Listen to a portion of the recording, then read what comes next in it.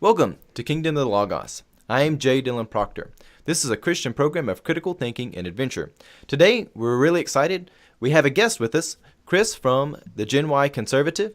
And Chris, go ahead and introduce yourself and tell people where they can find you at.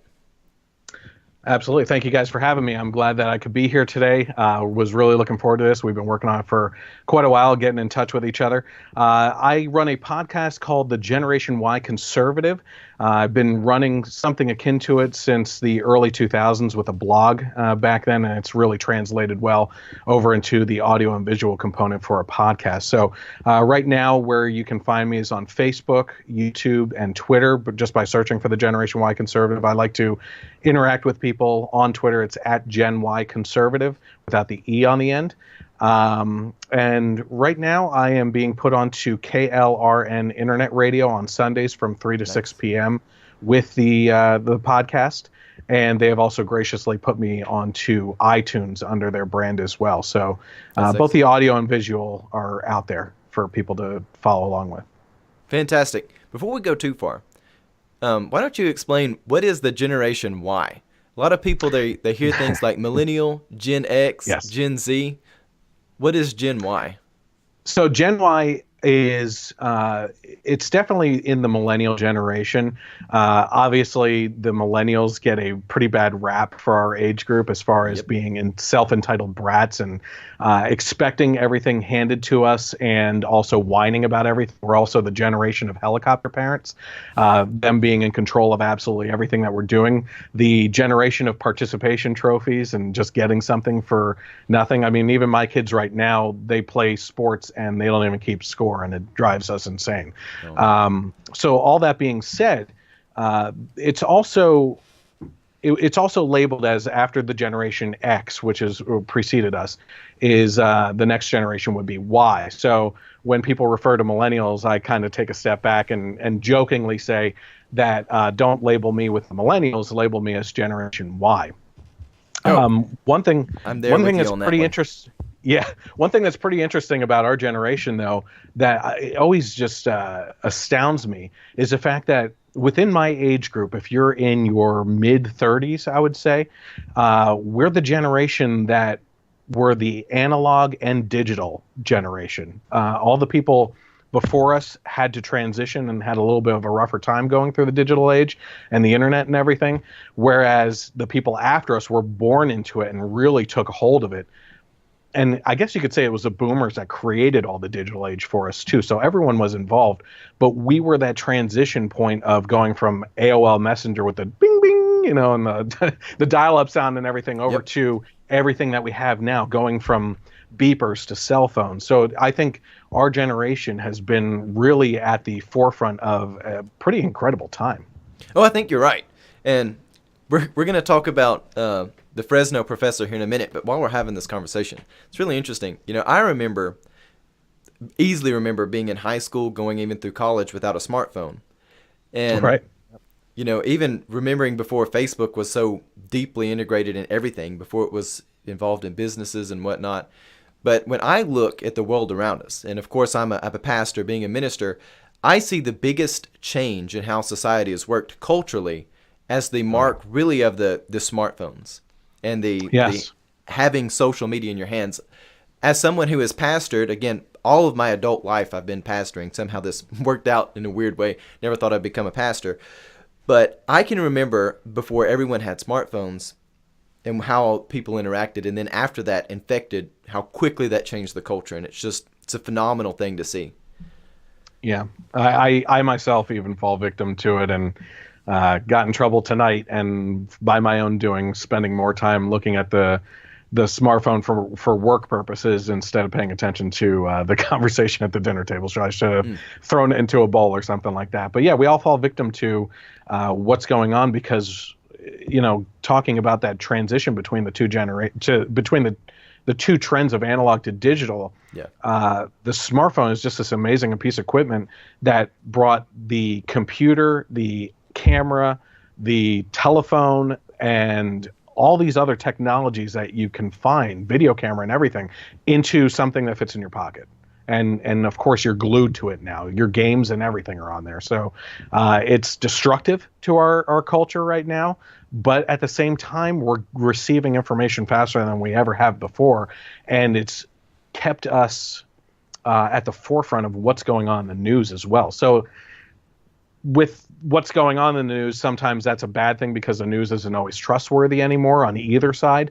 But at least the information is there for people to be able to access the statistics and research to back up those claims immediately. Yeah. Well, there really is some interesting details about how quickly technology has advanced and what this has done for us culturally. I don't know if you've noticed this, but one of the things that strikes me odd about the amount of information we have available to us is the fact that, historically speaking, technology is developed at a rate where a generation really learns how to integrate it in the world around them in a productive way. And it's usually passed down from one parent generation to a child generation, and they can kind of learn with it and develop it a little bit better. But now we're at this weird place where technology has exploded so much, a lot of the younger people, and even people younger than us, can do things with computers just phenomenally, and they pick it up so quick. And you haven't had that parent-to-child handing down of technology at a rate that we can really understand how to integrate it into society without dealing with all the negative ramifications so abruptly, where now it's just been pitched out there, and again, all this crazy stuff happens. Again, there's so much news available to people, it kind of oversaturates the senses, and people are fragmented off into echo chambers and things like that, and it's just crazy. There's a lot of negative sides of that. Yeah, absolutely. Yep, I totally agree with that. All right. Well, moving on to a serious conversation about checks and balances in the university. An interesting thing happened in our news here in America in the West.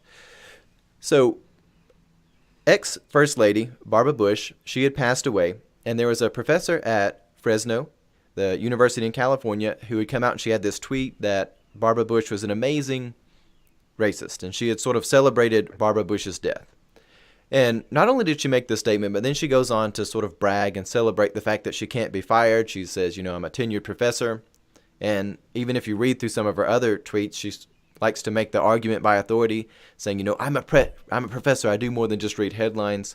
Really has this mentality that I'm smug, I'm beyond reproach. There aren't really any checks and balances in our culture for people who go out on a limb, who are now teaching young people. They're able to indoctrinate people really in a very negative way. But there's not really a good system of checks and balances to hold these people accountable. And Chris, I just wanted to throw this out to you and see, what do you think the best response to something like this is? Yeah, well, that's a great question to start it off with, because really you're coming at this from a couple different angles in regards to what you were talking about there, which is the first family and the way they actually were versus the way that she's portraying them. Our current educational systems in both the high school and lower level, as well as our university level, and where that's heading right now. And then you also have this woman and what's going on with her. Which kind of leads me into another topic that is goes along with this as well, that I feel is very important right now, which is we live in a culture of enragement, I guess you could say. Just when something happens, we have a tendency to be offended on one side or enraged on the other. And I think that the right falls into the enraged category, and the left is always offended by something, right? In this case, I truly feel like this woman has an attention problem, that she's yearning for this attention and doesn't care whether it's negative or positive towards her. And some people like her actually want that in the anger flowing from people like us towards her, so that she can use that symbolically to encapsulate what the right is all about, right? So I think it's behooves us to approach this in a very calm way and not get mad at her. I don't really see a reason to be mad at her for what she was saying. She does have freedom of speech to say what she says. I think she's factually wrong on what she's saying. It disturbs me a little bit on the university situation that she's using her tenure as a crutch in the situation. But I think she just wants to rile us up, and I don't want to personally give her that, But yeah, I think you and I were touching upon before that the situation with tenure and her using that is troublesome in the universities, right? Oh, yeah, certainly. Because, again, it's like the concept of checks and balances are just gone. People, Yeah. they're able to use something like tenure as a crutch to do whatever they want to, and that they're separated from the laws of cause and effect that the rest of us have to deal with in the world. You do something, there's an effect you have to deal with. In her situation, again, I think you're largely right that a lot of times what people do is they have a straw man out there, and they know that if they play the straw man long enough, maybe that there be a few people take the bait and sort of give life to the straw man. Yeah. But yeah, the She, problem I really see is that erosion of checks and balances. yeah, her ultimate goal in this case, if she truly intends for us to be mad at her for this, is that she can ultimately fall back on being a victim in Oh the yeah. case of the engagement from the right. Um, Now, what I find interesting is that should she be fired for what she said? Is on one hand, right? Does she have freedom of speech to say what she says without repercussions from the university? Yes, but what she's actually doing beyond what she's saying about Barbara Bush being a racist and attacking the first families in this case is she's using the university's tenure as a crutch and basically throwing it in the face of not only people on the right or people that oppose her views, but also into the face of the university saying, Mm-hmm. it doesn't matter what I do or what I say. This university I have tenure at can't touch me even though they're in charge of me. This is going to bring a lot of negative attention to the university and the donor situation as well as attendance and everything, which I think has more merit to fire her than the actual words that she said about Barbara Bush. I do too. And not only that, she had put in a tweet, a phone number, and Yes. it was to a helpline based out of Arizona, if I'm not mistaken. And it wasn't even one that was at the university. I don't know exactly what caused her to obtain this number. But anyway, she puts that on there, and people are spamming that. And Yes. that's much more of a call for, some serious repercussion from a professional standpoint, just running the university as a business, I think, than necessarily the free speech. But it does put us in a place where how do we balance, how do we just have checks and balances in this? And I think you bring up some good points about how just letting sort of the market work a little bit here when people pull Yeah. back Yeah. in Well, attendance. one Go thing I ahead. do want to mention though, before you leave the subject completely, is the phone number that she provided was a mental health crisis line. So the phone lines were jammed and inundated with phone calls from people that thought they were calling her Yeah. and jamming up the phone lines for people that actually did have mental health emergency problems. They were caught in that congestion as well. So she literally put lives at risk Yeah. by putting that phone number up there and doing that. As far as checks and balances are concerned, you're really hitting into my area. I was elected twice to the school board in our local area and have a deep connection with public education at least, and which is why we ended up homeschooling because things are just that bad right now. But in regards to the universities, one interesting thing, and I've been saying this for the past couple of years now, we've had our economic bubbles, we've had our housing bubbles. I think that the biggest bubble that's going to burst next is the university education bubble because the prices keep on skyrocketing to pay for these professors and faculty, and they are enlarging these campuses to attract more people. The stadiums are going up and getting even bigger, and in the meantime, the costs are getting so outrageous for families that can't afford it anymore that they're turning to alternatives like online universities, which don't require you to pay for a dorm room or cafeteria food or anything else on campus. And as more people take advantage of that, they're going to be going away from the universities, and those universities are going to face serious financial problems in the future. And I think that is the next bubble that's going to collapse. So people like this that are facing tenure, it's going to get to a point where tenure isn't going to protect you too much longer, I think. Yeah. And I think not just are they feeling the pressure from people moving online. I know I did my undergraduate in a sort of flesh and blood, go to the classroom setting, and then I did all of my graduate work online. I loved the online setting. It was way better. and actually knew my professors better doing it online, which was an unexpected side effect. Yeah. However, I think another problem is that so many of these places are teaching material that is either unreliable, it's not actually connected to true liberal arts, which has been sort of this mentality in the West that the person as an individual has personal agency. They can find liberty through educating themselves, through the process of enlightenment in the mind is how they find liberty. So many of these universities have moved away from that and have been teaching material which is unfortunately largely unreliable, and yet even young people are able to find information online. They're able to watch content that's actually providing them something reliable. And I think that's a big threat that they're experiencing too. I know. Yeah, absolutely. Yeah. As a Sorry, go ahead. Well, I was just going to say, it's a clear example. Where I went to school, the president has been a little bit worried and upset that a lot of the people who have now gone off into the workforce, particularly people who are now pastors, they're choosing to do continuing education through online avenues instead of through the continuing education affiliated with them. And you see this move where people are looking for a little bit better product than what they were sort of being told that they needed to go and buy.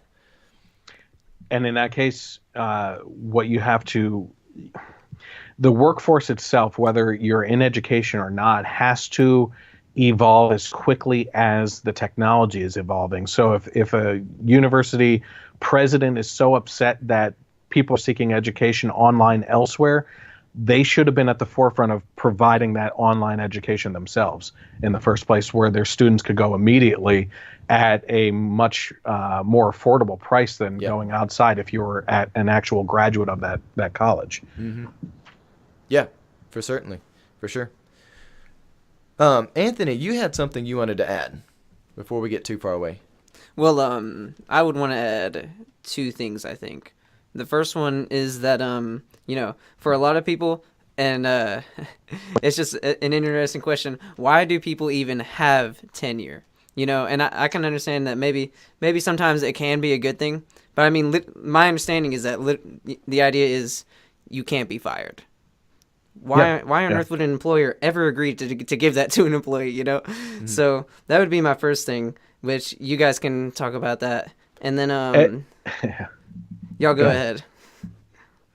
I just find it really interesting that this seems to be more centered around education as a whole anyway, and not only here in the United States. There are actual places in, I want to say France is one of them. I want to say that they're called rubber rooms or something like that, where teachers that can't be fired from the system because they're already in it are sent to different levels of a building where they sit all day and read the paper and have coffee and have nothing to do with education, but are still on the bankroll for it because they can't be fired. And I know that this also happens up in New York City and everything too. So it's happening everywhere, and it's like this protective bubble around education, which is one of the scariest things, because unions served a purpose in the past with things like miners and their health and going down and getting black lung and everything. Or I still believe that they serve a purpose for people that are literally risking their lives in the police force or firefighters or anything like that, that you need some sort of protection behind that. I guess some people would argue with the mass shootings lately that teachers do put themselves at risk. In some areas, they probably do. But the purpose of unions and that level of protection anymore really actually ends up stifling the best teachers in the system, because you can only move according to the steps and ladder system of pay raises and education, and you're hindered to that, and you're not getting paid based on your merit, whereas you're stuck in the same system with the educators of the lowest quality that are a harm to our students and their futures, and they're protected as well, and you can't get rid of them. And again, just going back a few steps to the tenure thing, it reminds me a lot about how when the last election came, I know one of the big motivators for people was the Supreme Court, because they realized these people, when they get on there, they're there. And the same thing with tenure. There's a lot of weight when you put somebody in that shoe where they've got that much power, and the threshold of getting them out is so far away. It's something which really does put a lot of gravity on the situation. But back to what you were saying about the educators now, and how there's really a detachment from the merit that people have as an individual and how much reward they get as a teacher. I know I have in my own family people who are teachers. They've been public school teachers for a long time. My mother has been a public school teacher since before I was born. But not only her, but other people I know, a lot of them have seen the education system evolve so much now where there's such a huge detachment from what even the teachers who are experienced, have spent a lifetime doing this, they know the sort of appropriate structure for things, but they see a lot of things coming down from detached departments. Again, this is where federalism was supposed to keep things small, not supposed to have an overarching macro set of solutions to things, but where just the proximity to actual education itself versus the policies of education have gotten so distant. The policies are so far away from the classroom. You have all these bizarre things. I wasn't familiar with the rubber rooms in France, but I'm not surprised at all with that, to see something like that going on in our world. Where to feed off of your point there and further it, one thing you have to understand is I don't attack educators. The people that are graduating and going into the system right now are being not literally born into the situation, but they are coming into a situation where they're accustomed to it immediately and can easily transition into that new environment with Common Core, state standardized testing, and all these federal bureaucracy rules coming down and policies. But if you actually talk to some of the teachers that you would have had in high school, or anyone else that went through that transition, like you said, with some of your family members, these people used to stay up till 9 o'clock at night grading tests and everything, and now they're retiring because they're up till midnight and they don't have any creative control over their environment anymore because they're more of a Google search result spitting out a result that the computer's telling them to do, rather than being able to take a subject, make it their own, and teach creatively, which I think is really sad in our culture. Oh, it's extremely sad. I know when Common Core was first being implemented, they didn't have textbooks that were necessarily up to the standards. So they had told them, you can't use the old textbooks. And so many of the teachers were, that, like you said, exactly, you hit the nail on the head, staying up till midnight, trying to find stuff that they can comply, or material they can use that can comply with what they're now basically being forced to use, even though they know there's a better system for this. They've had experience. Many of them actually had books still physically there in the school, but they were no longer allowed to use them. These new standards really choked that down. It's just terrible. And not only that, you also have a situation where if you look at the school board level, obviously, talk about a thankless job. You don't get paid for that in most school districts. But if you actually are able to sit in on your local school district board meetings, what you'll find is 20 years ago, 15 years ago, the school board was able to manipulate the curriculum into what fit best for their community. And when I say manipulate, I don't use that in a bad way. I mean that this is what the community should be focusing on. Either their students are behind and lagging, or they're ahead and they need to switch up that system to best fit those students' needs. Now you go into a board meeting, and instead of having the school board be able to vote according to what's best for their school district, they're basically being told at a federal and state level, this is what's happening. Just so you know, there's no yes or no vote. The most that you get to do anymore is vote on the budget. That's it. Yeah. Well, it's one of the things which really bothers me, because it really seems like a lot of the actual educators themselves are extremely alienated from the people who are formulating educational policy. And that always really bothers me. Because, again, there's like the basic physics of cause and effect seem to be detached there. People, they design some sort of policy, they implement it. No decisions to look at this in the future, say, well, let's have the evidence, see if this has worked. Is this creating a headache? Are we actually seeing the results we wanted? Just, again, no checks and balances.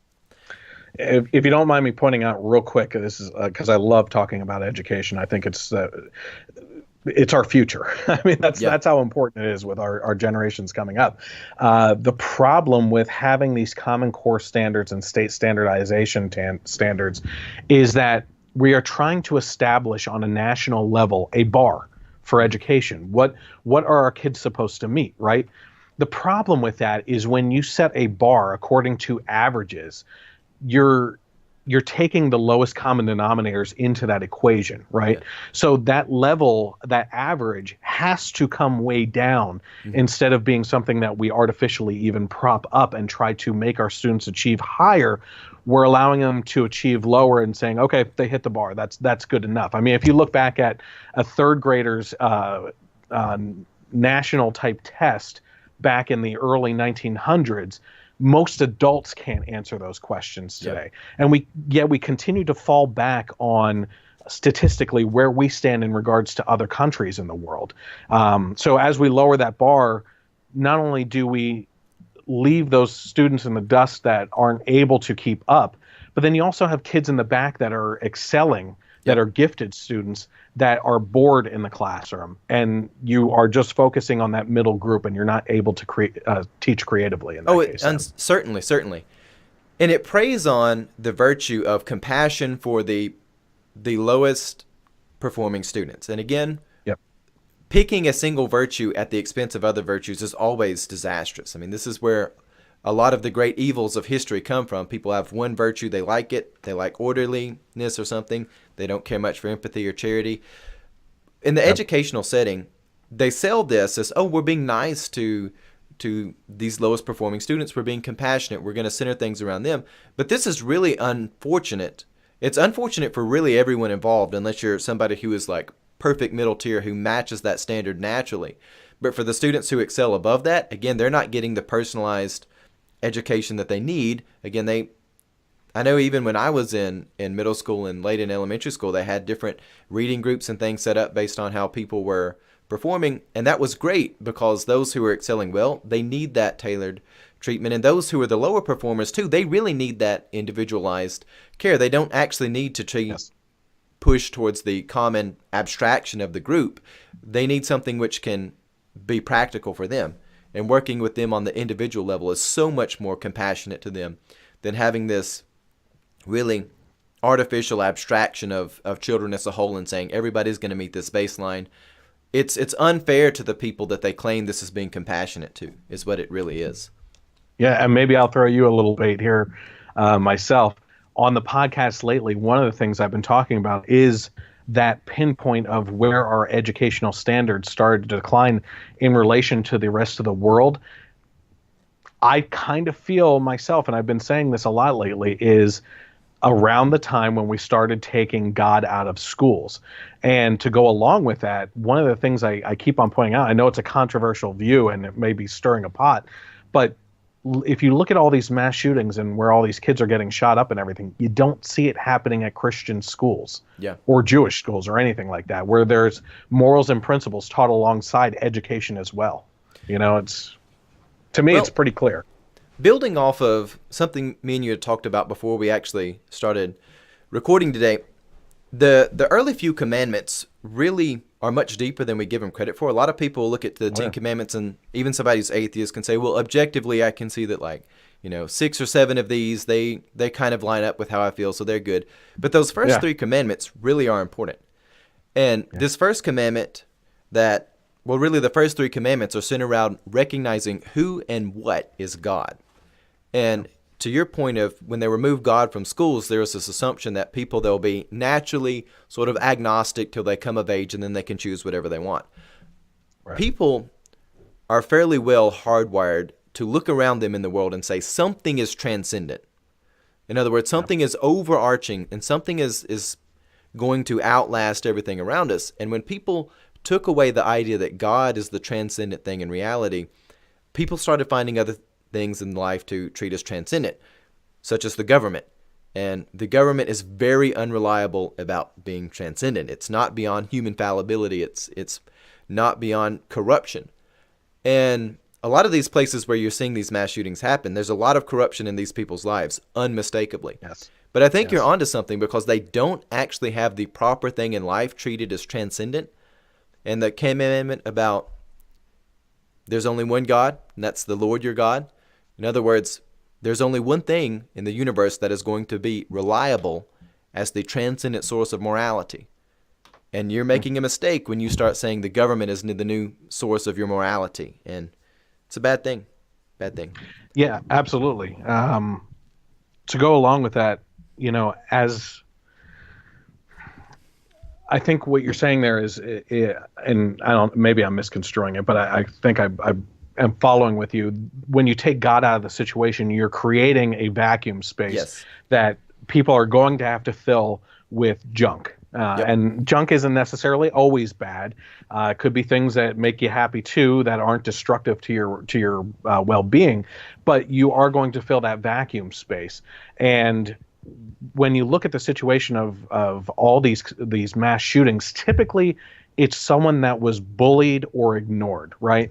And whereas in the past, when you look at Christians, we are supposed to, no matter what race or gender or sex or religious background or anything that you're coming from, you're supposed to treat each other as brothers and sisters. Mm-hmm. And one of the things I found in that last Parkland shooting is Emma Gonzalez, which is one of the most outspoken students of that situation alongside David Hogg and everything, said it was no surprise to anyone that this kid did what he did. Don't stand here or sit here and tell us that we shouldn't have ostracized him. You didn't know him. And she was basically saying, I bullied him or I ostracized him, but you didn't know him. I was able to ostracize him because he deserved it in essence. Well, that is a completely different viewpoint than what a Christian should take. She should have nurtured that that whole scenario where you wouldn't have gotten this kid to this type of level of just inner demons that took over and with what he ended up doing then. So I found that really disturbing. Oh, absolutely. Peer rejection is one of the biggest risk factors for somebody who is still young and undergoing cognitive development to find themselves going the style of being a life course antisocial actor as opposed to someone who's just an adolescent limited antisocial actor, to throw out a little bit of Terry Moffat's theory of antisocial development. But yeah, absolutely. Peer rejection is a huge red flag. And again, in the church, there's this concept where Christ commands people to love one another. A lot of times we water that down just with the commandment to love, but it's actually love one another, which is quite different because love is not naturally reciprocated. You get a lot of people who they may want friends in school and their friends don't want to, or the people around them don't want to be friends with them and they reject them. Oh, look at that. Sorry about that. Oh, you're fine. Hey, I've got a killer studio though. You know what? It actually surprises people. I'll let you in on a little secret here. I don't know what's going on with it. It's fine.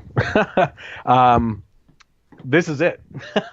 Yeah. A lot of people that come on and guest co-host with me and everything don't realize that it's just this part here, and it there we go. That it's in a shed basically. And when they come in, they're like, "My gosh, it looks so much bigger on camera and everything." You don't really need that much of a space. I think you seem to be sitting in a small room yourself right there too, and it works out just fine. Well, so and you go into a news studio and it's crazy. Those cameras are almost right up on the news desk, and it's a little thing. It's amazing. Well, it works so much better for audio too, not having a massive space.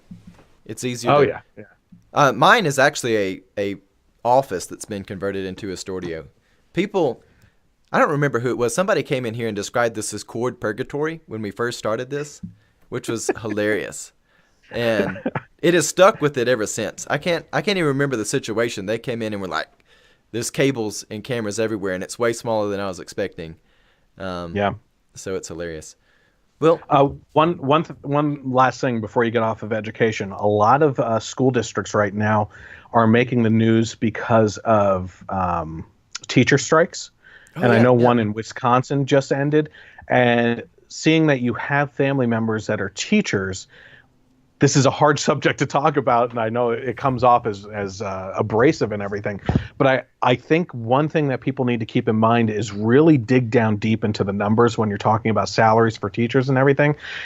It's a really tough thing to do. We were trying to do a merit-based system here and playing around with ideas because we were getting compared to other local districts that were much larger, had corporations in them, and they're paying their teachers much more. But we can't afford that based on our tax system out here in the country as opposed to the city right next to us.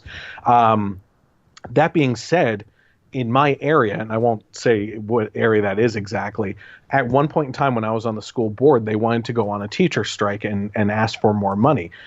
When I dove down into the numbers on that, the median household income in our area, meaning both people bringing in an income, fell at about $56,000 a year. The average teacher salary, single teacher salary, in our district was $66,000 a year.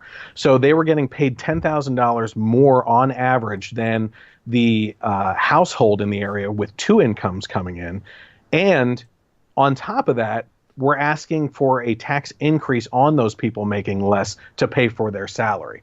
So it's a system that we really need to figure out, I think, because I do believe that some teachers do deserve over $100,000 a year. I think that there's phenomenal teachers out there, and I do believe that some of them need to be making less than $10,000 a year based on the type of education that they provide. But it's something that a lot of districts have been looking at and trying to figure out as of late.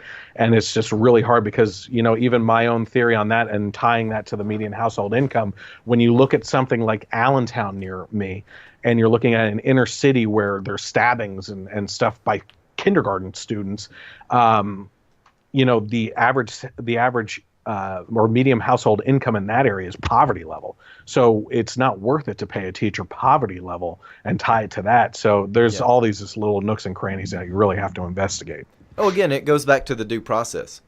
We, as a society, we need to understand that the due process is not just this foreign legal concept that is manifested somewhere in history and has somehow come down to us, and now we have the criminal court system. We need to understand that as individuals, we need to go out and do a little investigation. And not just enough that find some evidence. Again, people can find and rationalize evidence that's not necessarily complete, but people need to really dig deep into so many issues in our culture. And I think the personal virtue, again, I want to emphasize the personal virtue of the due process is one of the things which can help bring our culture back from the edge of chaos. If people will say we need to do a lot of digging and gather not just a little bit of evidence, but enough to really answer for a lot of variables, that will help us out. And that's a great example. Yeah, absolutely. And I think to go along with what you're talking about there with due process, we are really looking at a culture that has gone away from the classic saying of innocent until proven guilty to guilty until proven innocent, which is completely backwards. And people trying to have to prove themselves innocent is an endless game because there's just no evidence for that if you're not guilty. Oh, certainly. So yeah, it's an impossible task in most cases. I mean, you get an accusation against you in this day and age, and it can ruin your life quickly. Well, and we're seeing that too. Yeah, we really are. For time purposes, we've got to wrap things up. Anthony had something I think he wanted to pitch in at the end. I was going to say, to build off of personal virtues as well, and the teacher income. I would say that a lot of people in our day and age, sadly, have lost the personal responsibility to be responsible for something that you didn't personally cause, which I think, is so funny, but that's a personal responsibility thing. You have to take personal responsibility for things that you don't always cause. Sometimes you see problems in the world and you know what, you're the only one out there who sees it, and you may be the only one who can fix it, so you need to be the one who fixes it. You know what I mean? But I feel like a lot of people need to start applying this to their job as well. A lot of people think that you absolutely have to be incentivized in order to do an above and beyond amazing job, and to really put your full effort into it. And I'm not saying not to incentivize those people, but if it's not happening, there's no reason not to give your best performance, and that's something, sadly, that I've seen. And it's so weird because with a lot of the baby boomers, anytime I work with a baby boomer and a Gen X, perfectly fine. Things go pretty well, and I'm really happy, honestly, to be working by their side. You know what I mean? Yeah. But then, if I work next to someone my age, honestly, it's irritating. Almost every time. It is. So, what would you guys think about that? Well, I want to clarify. I don't like the idea of just abstractly saying whenever you see something, deal with it, because so many people in our day and age, they obfuscate the difference between personal guilt and like some sort of social guilt. I'm really skeptical of anything qualified by the word social, because people say, oh, there was bad things in the past, therefore your life must be ruined to deal with it. We don't buy that virtue at the expense of all others. Use the due process. Have some rationality. Look at the world around you. And if there's a problem, man up. Say, I'm going to deal with this. But yeah, that's the only thing I'm going to throw with it. Couple that with some investigation and some critical thinking. And I don't buy have into the anything group more to guilt add thing. to that, because honestly, I think one of the biggest problems we have in culture today, in our specific United States culture, is a lack of personal responsibility. You don't Yeah. see people owning their problems or Yep. what was caused by what they did, and instead it's always shifting blame onto someone else. Yep. And you never get a true apology. Apologies are always forced or shamed out of people because there's no personal responsibility anymore. Oh, yeah. And again, even looking at the gospel message, there is a personal transformation that brings people into the kingdom. And people just don't want that now. They want group agency, not personal agency. And that's a shame. Absolutely. Well, anyways, we're going to wrap this up. Thanks so much, Chris. And again, Absolutely. Chris, remind us all the places that viewers can find you.